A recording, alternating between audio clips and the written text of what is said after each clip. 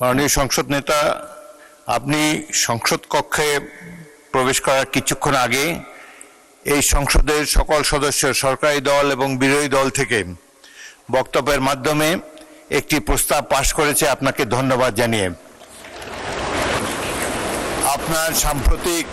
আপনার সাম্প্রতিক মালয়েশিয়া এবং চীন সফরের ফলে দেশের মর্যাদা বৃদ্ধি পেয়েছে বলে সবাই অভিমত ব্যক্ত করেছে এবং বাংলাদেশের অর্থনীতিকে, পররাষ্ট্রনীতিকে এক নতুন দিগন্ত সূচনা করেছেন আপনি এই সফরের মাধ্যমে। সেজন্য আপনাকে ধন্যবাদ জানাচ্ছি এই সংসদের পক্ষ থেকে। Welcome back to this parliament. আপনি কিছু বলতে চাচ্ছেন? জি, মাননীয় স্পিকার, আমি কিছু কথা বলতে চাচ্ছি। বিসমিল্লাহির রহমানির রহিম। মাননীয় স্পিকার,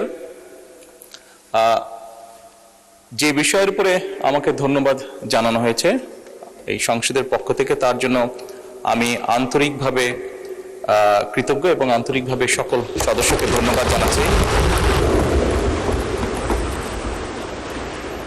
মাননীয় স্পিকার, এখানে মূল বিষয় এটি হচ্ছে যে বাংলাদেশের মানুষ আমাদেরকে দায়িত্ব দিয়েছে তাদের স্বার্থ দেখার জন্য। আমাদের দলের অবস্থান থেকে আমরা একটি স্লোগান ব্যবহার করি, সেটি হচ্ছে যে বাংলাদেশ ফার্স্ট বা বাংলাদেশ প্রথম। আমি যে কাজটি করার চেষ্টা করেছি মাননীয় স্পিকার, আমি আমার অবস্থান থেকে আমি আমার দেশের মানুষের স্বার্থ নিয়ে কথা বলার এবং সেই স্বার্থ রক্ষা করার চেষ্টা করেছি মাননীয় স্পিকার। মাননীয় স্পিকার, এখানে আমাদের কারোরই কোনো ব্যক্তিগত কোনো বিষয় নেই। এটি যদি কোনো কিছু অর্জন হয়ে থাকে, ভালো কোনো কিছু অর্জন হয়ে থাকে, এটি বাংলাদেশের অর্জন।